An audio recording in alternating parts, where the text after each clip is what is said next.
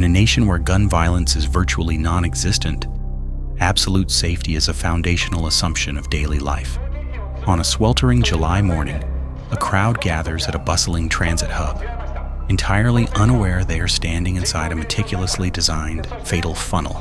A man slips quietly through a narrow gap in a waist-high fence, deliberately bypassing the peripheral vision of a forward-facing security detail. In his hands is an object tightly wrapped in black electrical tape, expertly camouflaged to mimic the shape of a large camera lens. He steps onto the open roadway, standing completely unchallenged. There is no pervasive sense of heightened threat in the air, only the hum of summer cicadas and the amplified voice of Japan's longest-serving modern political figure. Then, a massive explosion shatters the air. For 2.7 seconds, time freezes. In that microscopic window, an entire nation's illusion of security is violently dismantled.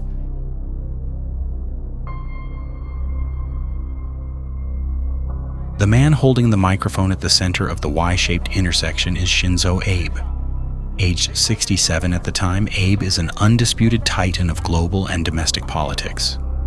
Serving as Japan's prime minister for two distinct and consequential terms, from 2006 to 2007 and again from 2012 to 2020, he is the architect of Abenomics, a comprehensive economic strategy involving hyper-easy monetary policy, fiscal stimulus, and structural reform aimed at jolting Japan out of decades of deflation. On the global stage, he is the visionary behind the free and open Indo-Pacific strategy, fundamentally shifting the geopolitical alignment of Asia.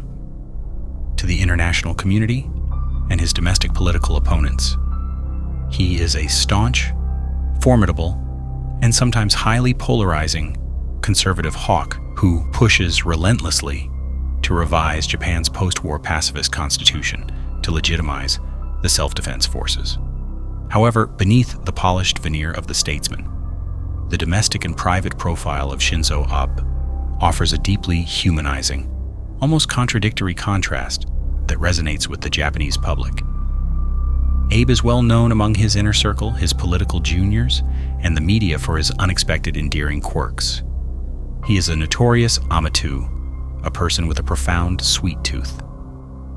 Unlike many elites who favor luxury confections or imported chocolates, Abe's absolute favorite treat is Black Thunder, a highly popular mass-produced chocolate and cookie bar that costs a mere 30 yen at any local convenience store. He speaks openly of his love for the cheap snack on national radio broadcasts and frequently gifts boxes of them to junior politicians to build camaraderie. Furthermore, Abe is a deeply devoted and affectionate dog owner. For nearly 2 decades, his private life behind the walls of his residence revolves around his miniature dachshund, Roy. When Roy passes away in June 2021 at the advanced age of 19 years and 6 months, a traditional Buddhist memorial service is held on the 49th day, honoring the beloved dog with a custom illustrated urn bearing his likeness.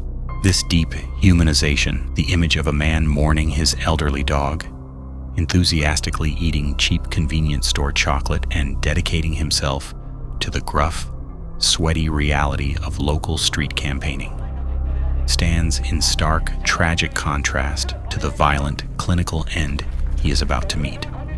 But as the former head of state speaks to the crowd, the true danger does not lie with international adversaries, but in the mundane, slightly chaotic suburban transit hub surrounding him.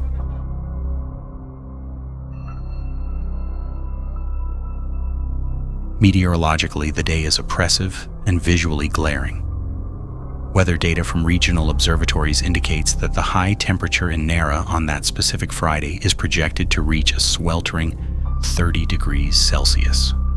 The mid-morning humidity of the Japanese summer wraps the urban landscape in a thick, stifling heat, causing campaign workers to sweat through their suits and commuters to cluster in whatever slivers of shade the station's architecture provides. The physical environment is a standard, slightly chaotic suburban transit hub, surrounded by multi-story commercial facilities, concrete pedestrian walkways, and a bustling circular bus rotary. The air is densely packed with the rumble of incoming Kintetsu railway trains, the hum of summer cicadas, the idling engines of municipal buses, and the amplified, instantly recognizable voice of Japan's longest-serving modern political figure.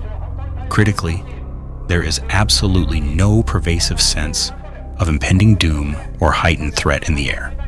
The psychological atmosphere among the security detail, the local police, and the gathered crowd is one of routine bureaucratic political choreography.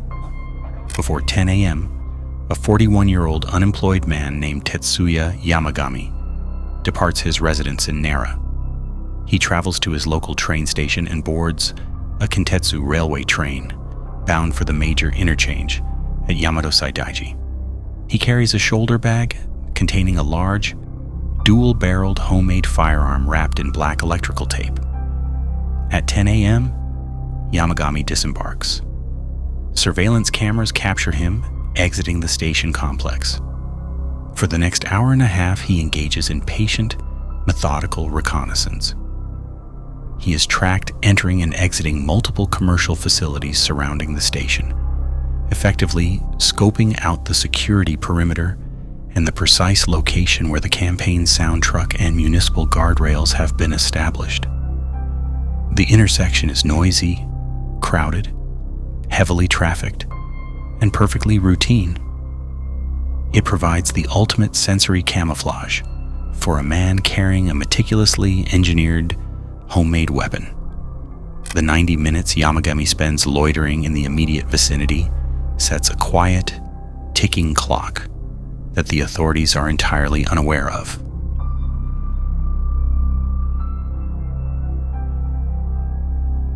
The geography and architectural layout of the crime scene are critical components in understanding exactly how a lone, untrained actor can successfully breach a heavily guarded perimeter.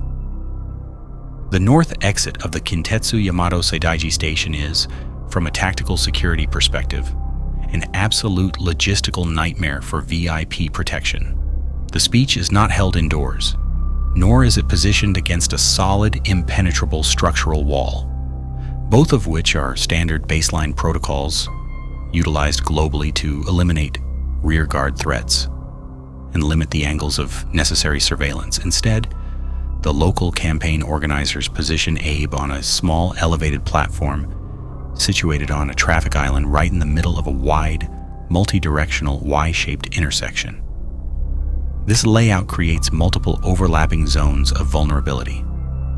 The core area where Abe stands is a small geometric space enclosed by standard municipal guardrails. While these guardrails provide a psychological barrier between the politician and the crowd, they offer absolutely no ballistic cover.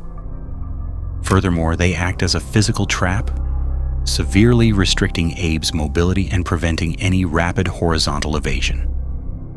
Immediately behind this platform lies the rear vector, a multi-lane roadway that remains active with municipal traffic during the speech. This means that Abe's back is completely exposed to a wide open area, offering a 360-degree line of sight for anyone in the surrounding environment. 4 dedicated, highly trained plainclothes security police officers are assigned to the immediate perimeter of Abe's platform. The absolute core protocol for VIP protection in an open 360-degree environment dictates that at least one officer must strictly and continuously monitor the rear.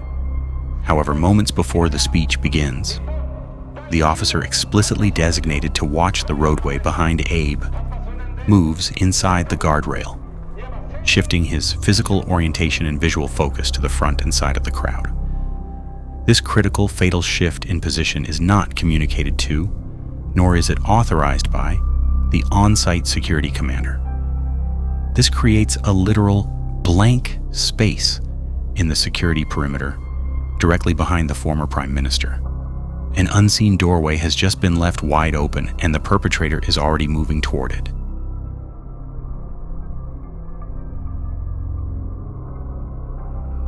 Adjacent to the active roadway are the sidewalk and the bus rotary, highly populated pedestrian zones lined with waist-high fencing.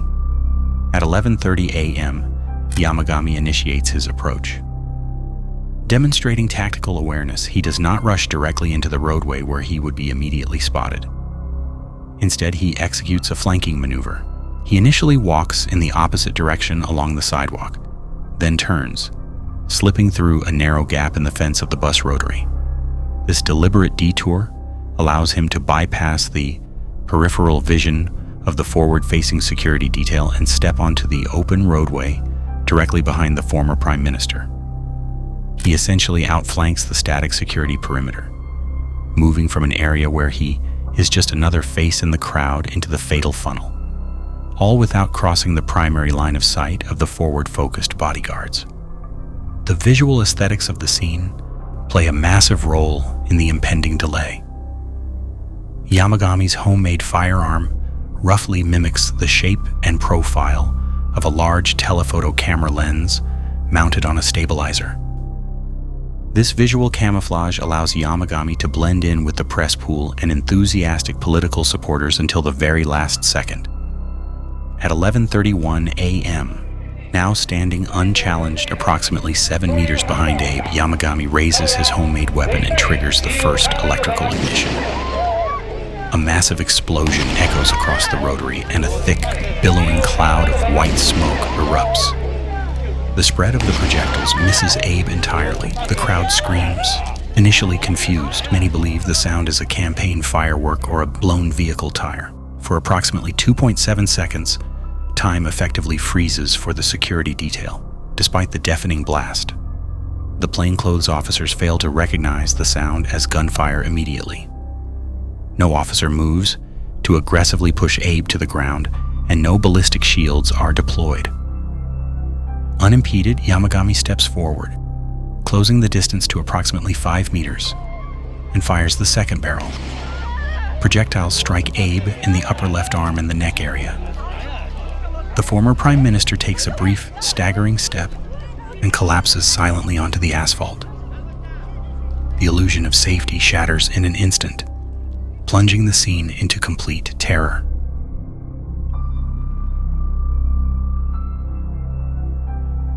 Absolute chaos overtakes the intersection. The crowd shrieks in terror, and a frantic announcer screams over the microphone for medical personnel. Multiple security officers tackle Yamagami to the ground, the weapon clattering to the street. First responders arrive and attempt, desperately, to stabilize Abe, who is already in a state of cardiopulmonary arrest. A medical helicopter is dispatched, airlifting him from the scene to the highly equipped Nara Medical University Hospital.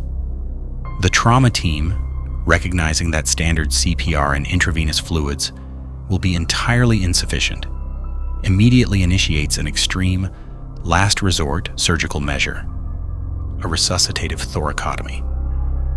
They slice open the chest cavity to manually control the catastrophic bleeding and massage the heart. The medical team administers an astonishing 100 units of blood products. A standard adult human body contains roughly 10 units of blood, meaning his entire blood volume is effectively replaced 10 times over in a desperate bid to maintain pressure. However, due to the massive systemic trauma and rapid loss of native blood, the transfused blood completely loses its ability to coagulate. The heart never restarts, and the official cause of death is definitively ruled as exsanguination. In the immediate aftermath, a highly sensationalized forensic anomaly captures public attention, the phenomenon of the vanished bullet. During the official judicial autopsy, forensic pathologists note they cannot definitively locate one of the primary projectiles that entered the chest area. This instantly sparks intense speculation and conspiracy theories on domestic Japanese forums. However, medical experts quickly clarify the mechanics behind this anomaly. Homemade projectiles fired from improvised shotguns do not possess stable ballistics. They can fragment upon impact, deflect wildly off human bone, or easily exit the body through large, ragged wounds. Furthermore, during a chaotic resuscitative thoracotomy, massive amounts of blood and tissue are rapidly suctioned and cleared by surgical staff. A small, irregular piece of metallic shrapnel could easily be suctioned away, dropped onto the floor, or lost amidst the medical waste.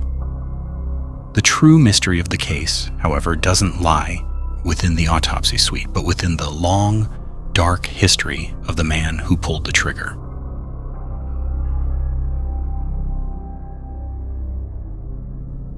The initial public narrative and the official police theory frame the motive as a cold, calculated act of domestic terrorism. The prosecution argues that Yamagami possessed a high degree of criminal planning and targeted a globally recognized figure to draw immense societal attention, utilizing the assassination to achieve an egocentric personal vendetta. But deep investigative reporting and the lived reality of the second-generation religious followers demographic paint a picture of absolute, suffocating despair. The psychological profile of the perpetrator was not forged in a sudden vacuum of radicalization. It was meticulously constructed over decades in the dark crucible of absolute family ruination. Yamagami was born into a relatively stable, middle-class family. His life trajectory derailed completely following the successive deaths of his father and his maternal grandfather. Left emotionally vulnerable, his mother was targeted and recruited into the Family Federation for World Peace and Unification, widely known as the Unification Church. The church's core doctrine heavily emphasizes the concept of absolute financial devotion, framing exorbitant donations as the sole mechanism to cleanse ancestral sins. This doctrine entirely consumed her. The financial extraction executed by the church upon the Yamagami family was systematic, ruthless, and total. The mother willingly donated her deceased husband's entire 30 million yen life insurance payout. When she inherited her father's home and real estate, she immediately liquidated these hard assets to funnel the cash directly into the church's coffers. Between the years 1991 and 1998, her total donations to the organization reached a staggering 100 million yen. She operated under the absolute theological conviction that all property belongs to God, a tenet she followed to the point of literal familial destruction. In 2002, entirely bled dry by the church, the mother was forced into personal bankruptcy. The domestic atmosphere for the Yamagami children transformed into a portrait of extreme poverty and psychological terror, setting the stage for a tragedy that would eventually consume them all.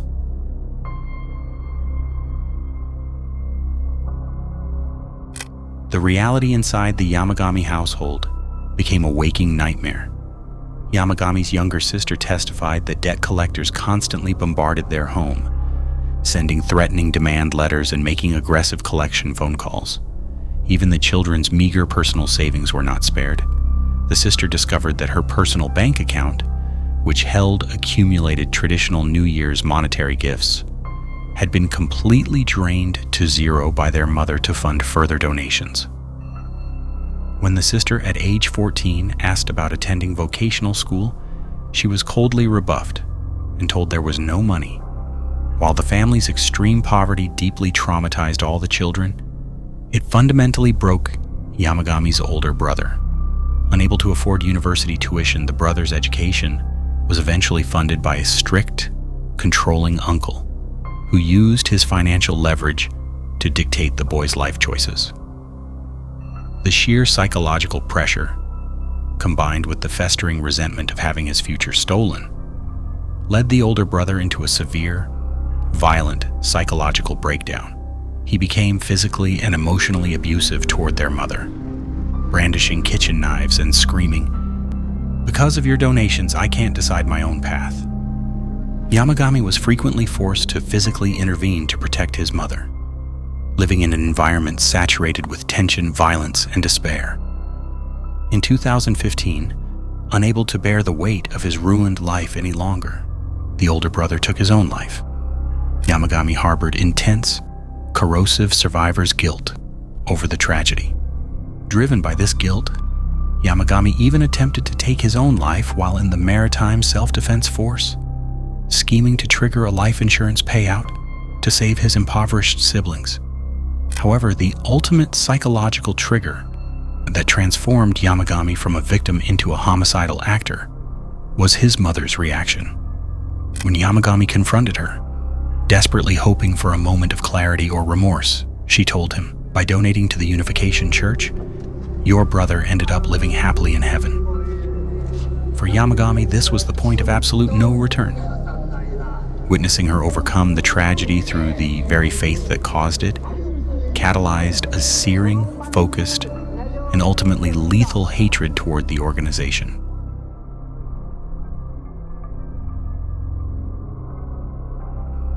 The facts reveal a startling truth. Yamagami did not initially target Shinzo Abe. His primary intended target for years was Hak Jahan, the global leader of the Unification Church. Yamagami had actively plotted against her, tracking her movements and planning attacks during her visits to Okayama and Aichi prefectures. However, the onset of the COVID-19 pandemic, which halted international travel, combined with the church's intense security details, made it physically impossible for him to access her. The fatal pivot occurred when Yamagami viewed a video message Abe had recorded for the Universal Peace Federation, a prominent front organization for the Unification Church. In the video, Abe praised the organization's focus on traditional family values and expressed respect for its leadership.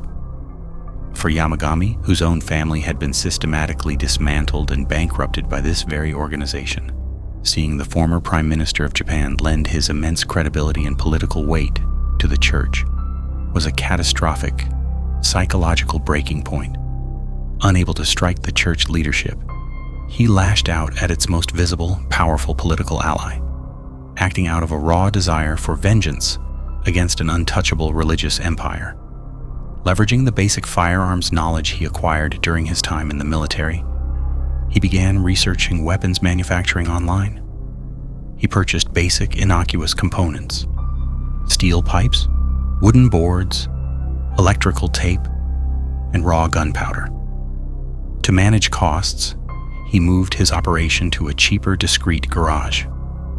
He engineered a crude but highly effective electrical firing mechanism, designing a twin-barrel weapon capable of firing 6 projectiles simultaneously per barrel.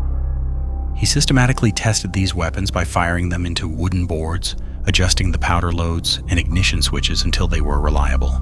The instrument of destruction was complete, waiting only for an opportunity to be deployed on the streets of Nara.